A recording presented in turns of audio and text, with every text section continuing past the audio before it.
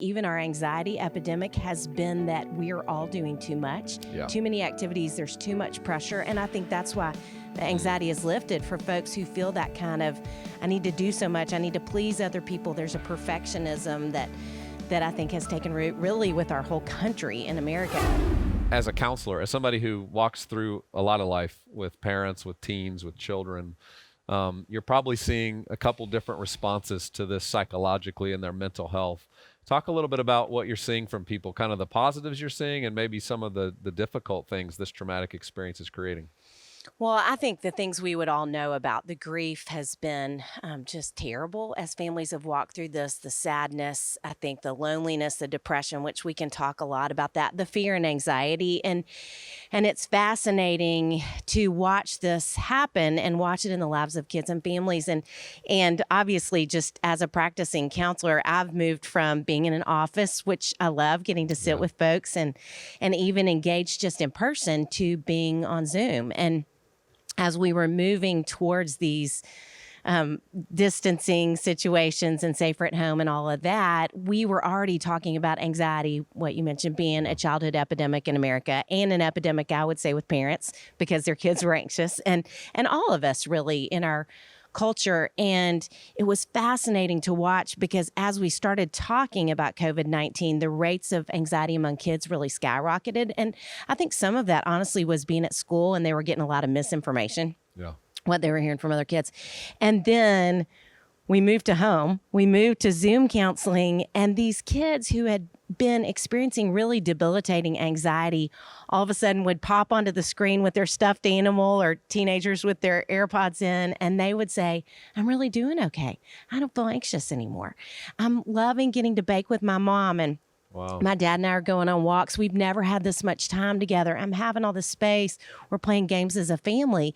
So many things that I think they haven't been able to do. And so it really has been this, I think, beautiful reset in a lot of ways for families and for kids. And so I've been asking kids moving forward, what do you want to carry back into returning to normal? And it's been so cool to hear their responses and things like, I want to spend more time together as a family. I want to be outside together. It's rhythms and practices, I want to be playing family games. I had one girl who said, I never knew I enjoyed being alone. And what a great practice. And I think all of those things, my hope is it's going to be a part of how God redeems this time. And it's just going to create more resilience in kids and in all of us. Yeah. Are there some other sides to this, though, that you've seen some of the negative happening where people who were lonely are now feeling more lonely, and anxiety and depression is also rising for some?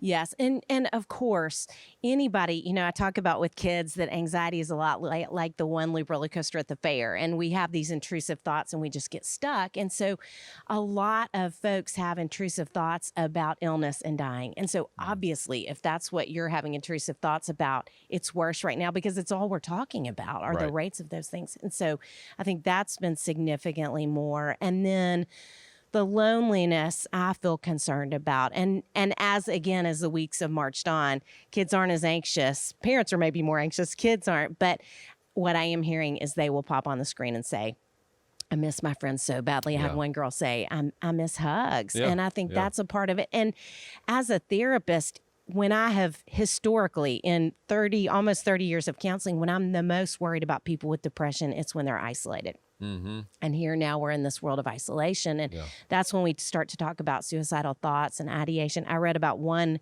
crisis center that between February and March, they had an over 300% increase in calls. Wow. And so I think it's so important for us to be reaching out to people that we know that might be in, those situations. Well, and this idea of social distancing, I mean, even as a psychologist and somebody who works on these issues, there's real neurological challenges that happen when we can't touch. I mean, there's something gained from that. And then I have a family there's 6 of us. So I'm getting hugs every day.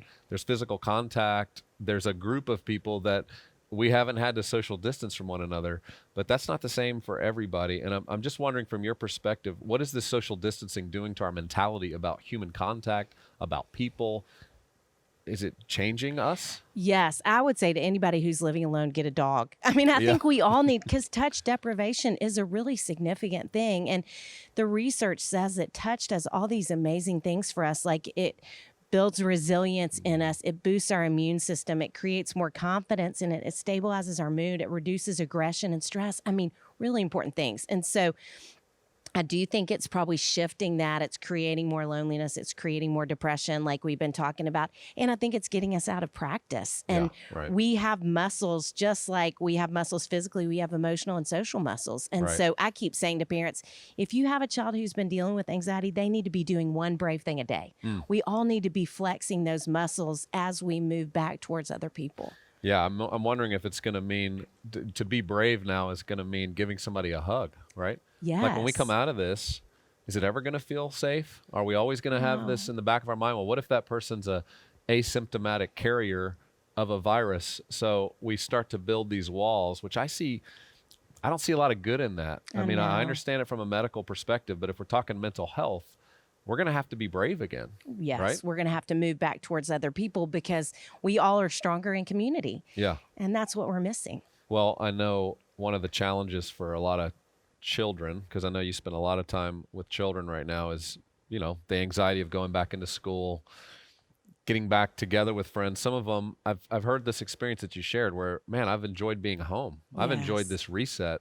I didn't know I liked being outside as much. I've been in such a conditioned environment my whole life. This has been really fun. Are there some wins that you see happening because we got this reset for kids, for teenagers, that you're hoping they'll just start to incorporate more naturally into the rhythms of their life that maybe a lot of teens weren't incorporating into their life before?